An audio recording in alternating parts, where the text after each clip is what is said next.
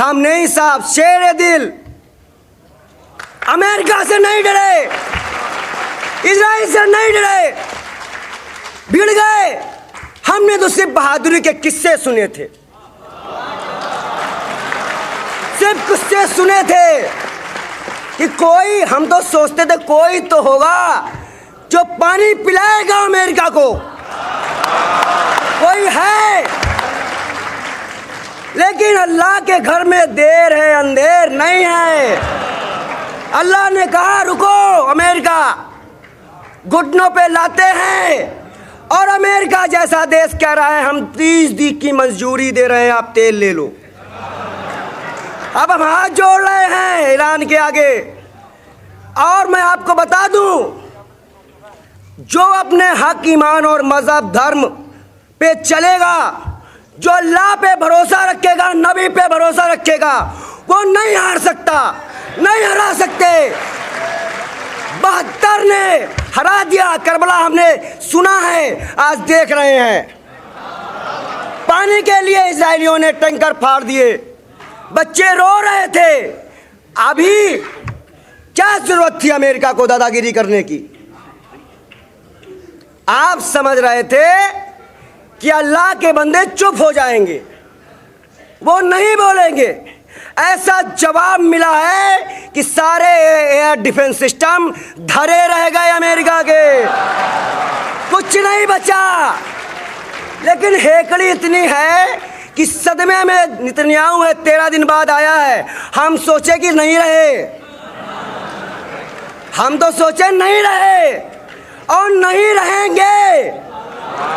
इस युद्ध में खात्मा है, नहीं रहेंगे। नेतन्याहू मुर्दाबाद, नेतन्याहू मुर्दाबाद, मुर्दाबाद मुर्दाबाद, नेतन्याहू मुर्दाबाद, मुर्दाबाद मुर्दाबाद, नेतन्याहू मुर्दाबाद, मुर्दाबाद मुर्दाबाद, अमेरिका मुर्दाबाद, मुर्दाबाद मुर्दाबाद, इस्राइल मुर्दाबाद, मुर्दाबाद मुर्दाबाद। नारा हैदरी। कहा जाता है और कुछ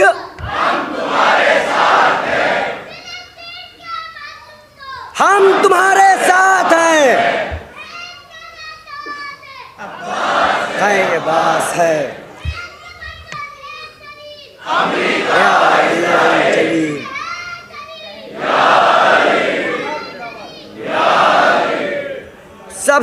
सबसे बड़ी बात यहाँ पर यह आती है कि अभी हम पोस्टर देख रहे हैं, इन्होंने टक्कर भी किससे ली?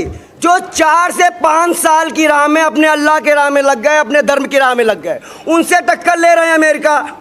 जो एप्स्टीन फाइल में बच्चों को नोच रहे हैं, वो सोचे कि हम जालिम हैं तो हम कुछ भी करेंगे।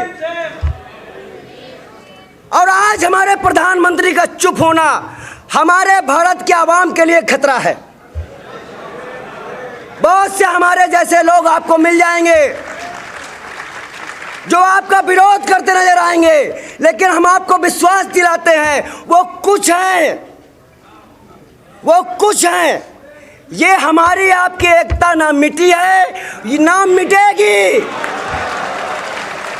ये विश्वास दिलाने हम आए हैं आपके पास। और हमें बहुत दुख था इस बात का, लेकिन अल्लाह ने मुझे ये प्लेटफॉर्म में पहुंचाकर अपनी बात पहुंचाने का जो मौका दिया, मैं शुक्रिया अदा करता हूं अपने अल्लाह को कि मुझे मौका मिला।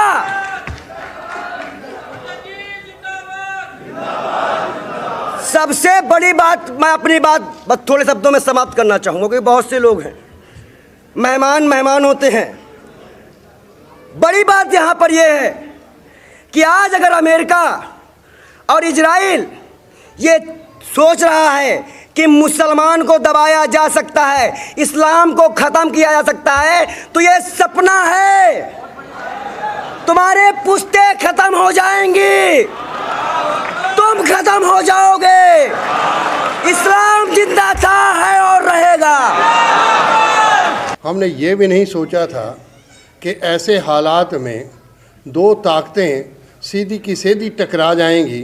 एक ऐसे ताकत के सामने शायद वो ताकत कभी घुटने ना टेक सके। मैं गुरु नानक की एक बात आपसे करना चाहता हूँ।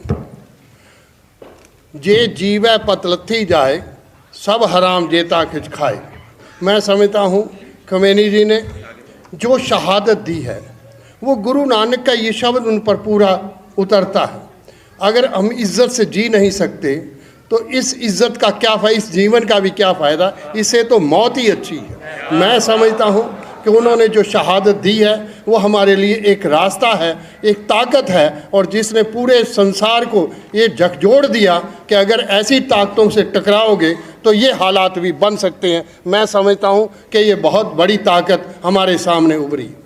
फ़िलिस्तीन से चलता हुआ कभी सोचा नहीं था इन बातों को कि ऐसे हालात में, पर एक बात हमें, मुझे खुशी इस बात की है कि शायद इस शहादत ने पूरे मुस्लिम समाज को यकमुश्त कर दिया। ये बहुत बड़ी ताकत है। अब ना तो सुन्नी और ना सिया की बात है, हम एक सारा मुस्लिम यकमुश्त है। आज ये बहुत बड़ा, मैं समझता हूँ कि उस एक यकमुश्त हो गया। एक बात और हमें समझनी चाहिए। मुझे याद है कि मैं कई बार ईरान कल्चर सेंटर में गया, तो ऐसा बैठे हैं जिनके पास मैं उस दिन कंडोलेंस पे प्रस्तुत करने भी गया। मैं समझता हूँ कि जिस हालात में आज संसार है, मैं उन लोगों से पूछना चाहता हूँ कि आप लोगों के मन में क्या आया था कि आपने ईरान से टक्कर ली? आपको किसने कहा था ईरान से टक्कर लेना? ऐसा कौन सा था कि जो ईरान आपको बुला रहा था कि हम आपसे टक्कर लेना चाहते हैं? वो मजलूमों के साथ आपने ऐसा काम किया, ये ऐसी दर्दनाक हालात पैदा किए। मैं समझता हूँ कि ये गुरु नानक के एक दूसरी शब्द मेरे, जैसी मैं आवे खस्म की वाणी, तैसरा करी ज्ञान में ला लो, पाप की जंजले काबलो। आप तो पाप की बारात लेकर टूट पड़े ईरान पर। कभी किसी ने सोचा था कि ऐसी बारात आप लेकर आओगे और मजलूमों पर ऐसे हथकंडे उजागर करोगे? मैं समझता हूँ कि आज हम सबको इकट्ठा होने की ज़रूरत है। सिख कौम, क्योंकि तेहरान और ईरान के साथ गुरु नानक के संबंध हैं, हम आपके साथ खड़े हैं, हर समय सीना पसीना हम आपके साथ खड़े रहेंगे। मैं समझता हूं कि आज ज़रूरत है हम सबको एक होने की।